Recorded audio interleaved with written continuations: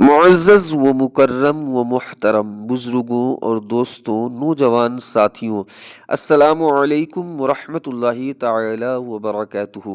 بسم اللہ الرحمن الرحیم۔ اللہم لک الحمد سرمدا صلی علی حبیبک المصطفیٰ وآلہ وصحبہ ابدا۔ حسبی ربی جل اللہ، نور محمد صلی اللہ، لا مقصود الا اللہ، چل میرے خامہ بسم اللہ۔ محترم حضرات، سیرت مصطفیٰ صلی اللہ تعالی علیہ وآلہ وسلم کا یہ 7واں قسط ہے، جس میں حضور نبی اکرم صلی اللہ تعالی علیہ وآلہ وسلم کے شق صدر کا ذکر ہوگا۔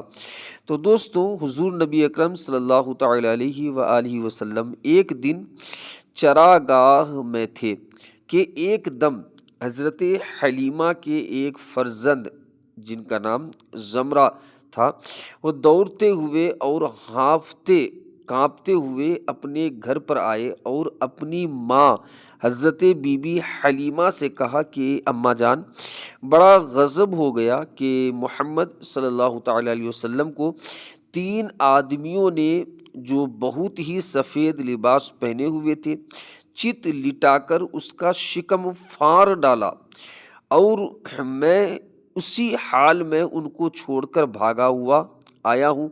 یہ سن کر حضرت حلیمہ اور ان کے شوہر دونوں بدحواس ہو کر گھبرائے ہوئے دوڑ کر جنگل میں پہنچے تو یہ دیکھا کہ آپ بیٹھے ہوئے ہیں، مگر خوف و ہراس سے چہرہ زرد اور اداس ہے۔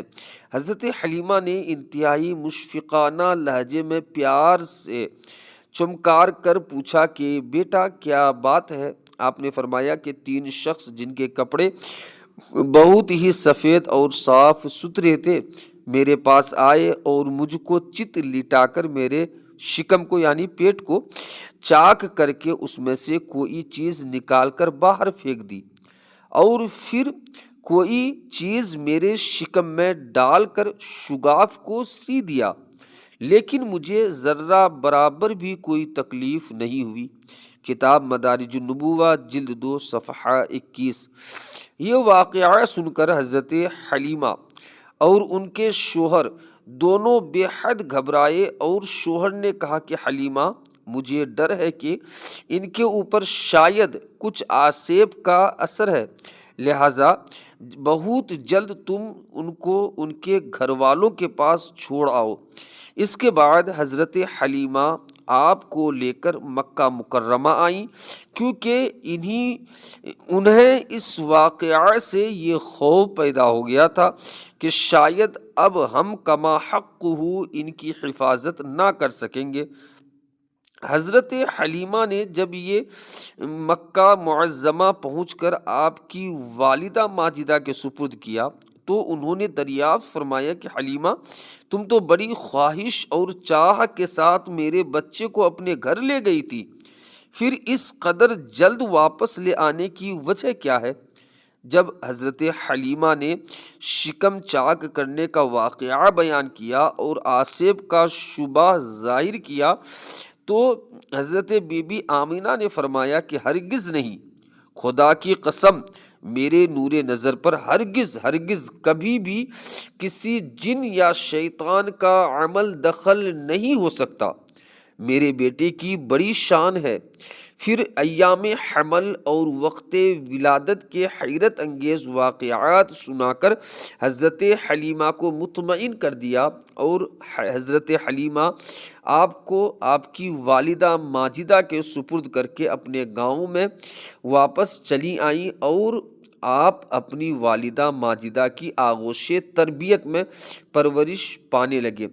حضرت مولانا شاہ عبد العزیز محدث دہلوی رحمۃ اللہ تعالی علیہ سورہ الم نشرح کی تفسیر میں فرمایا ہے کہ 4 مرتبہ آپ کی مقدس سینہ چاک کیا گیا اور اس میں نور و حکمت کا خزینہ بھرا گیا۔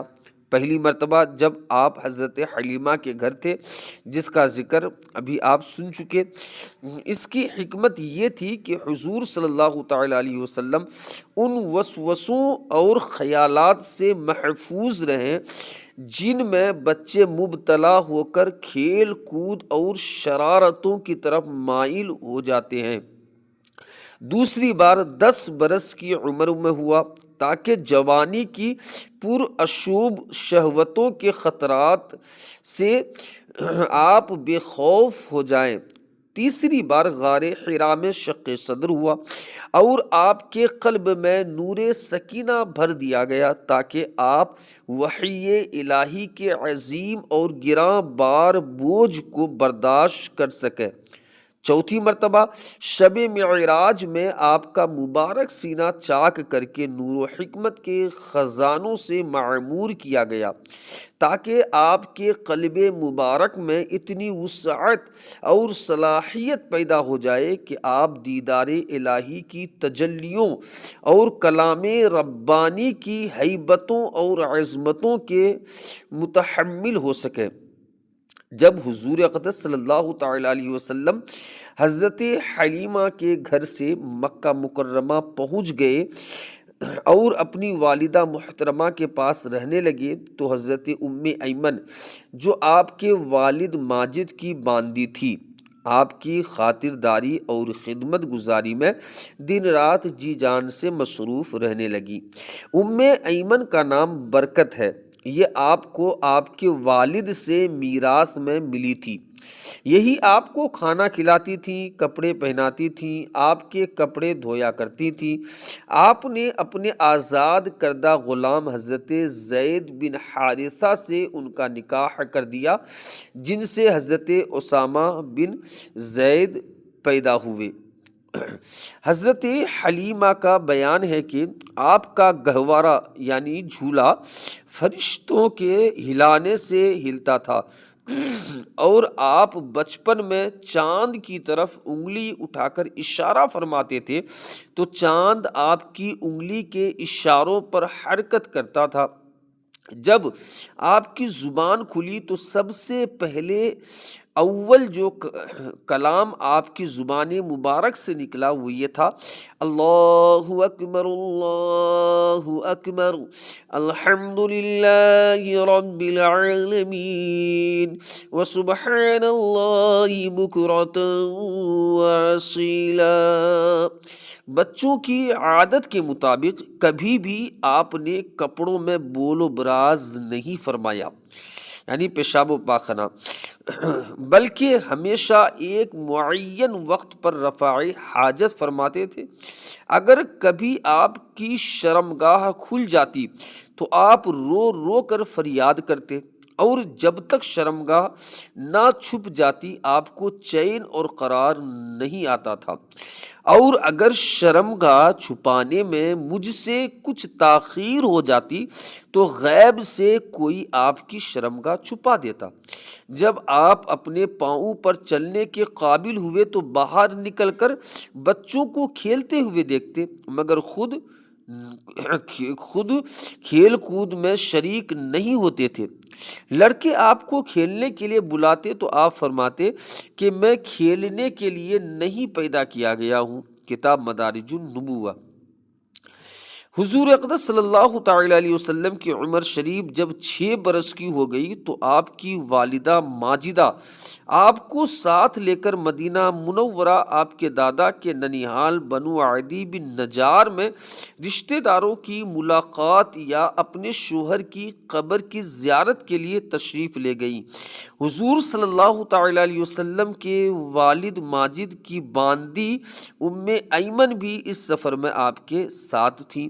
وہاں سے واپسی پر ابوا نامی گاؤں میں حضرت بی بی آمینہ کی وفات ہو گئی اور وہیں مدفون ہوئے۔ والد ماجد کا سایہ تو ولادت سے پہلے ہی اٹھ چکا تھا۔ اب والدہ ماجدہ کی آغوش شفقت کا خاتمہ بھی ہو گیا، لیکن حضرت بی بی آمنہ کا یہ در یتیم جس آغوش رحمت میں پرورش پا کر پروان چڑھنے والا ہے، وہ ان سب ظاہری اسباب تربیت سے بے نیاز ہے۔ حضرت بی بی آمینہ کی وفات کے بعد حضرت ام ایمن آپ کو مکہ مکرمہ لائیں اور آپ کے دادا عبد المطلب کے سپرد کیا، اور دادا نے آپ کو اپنی آغوش تربیت میں انتہائی شفقت و محبت کے ساتھ پرورش کیا، اور حضرت ام ایمن آپ کی خدمت کرتی رہیں۔ جب آپ کی عمر شریف 8 برس کی ہو گئی تو آپ کے دادا عبد المطلب کا بھی انتقال ہو گیا۔ استغفر اللہ ربی من کل ذنب واتوب الیہ، وآخر دعوانا ان الحمد للہ رب العالمین۔ اگر زندگی نے وفا کی اور حیات باقی رہی تو سیرت مصطفیٰ کے آگے کی باتیں انشاءاللہ العزیز میں آگے بیان کرنے کی کوشش کروں گا۔ انشاءاللہ العزیز اگلے بیان میں آگے کی باتیں آپ سماعت فرمائیں گے۔ جب تک آپ حضرات سے ایک مؤدبانہ و مخلصانہ میری گزارش ہے کہ آپ حضرات نے اگر اب تک ہمارے چینل HQ ارشد رضا رضوی کو سبسکرائب نہیں کیا ہے تو برائے کرم اس چینل کو سبسکرائب کر لیں، اور دوست و احباب تک بالخصوص ان بیانات کو آپ شیئر فرمایا کریں، تاکہ عید میلاد النبی کے اس مبارک مہینے میں آپ کے دوست و احباب حضور صلی اللہ تعالیٰ علیہ وسلم کی سیرت کو سن کر فیض یاب ہو سکیں اور ان باتوں پر عمل کر سکیں۔ میں رب تبارک و تعالیٰ کی بارگاہ میں دعا گو ہوں کہ اللہ تبارک و تعالیٰ ہم سب کو دنیا اور آخرت میں کامیابی اور کامرانی عطا فرمائے، اور ہم سب کا خاتمہ ایمان پر عطا فرمائے۔ السلام علیکم ورحمۃ اللہ تعالیٰ وبرکاتہ۔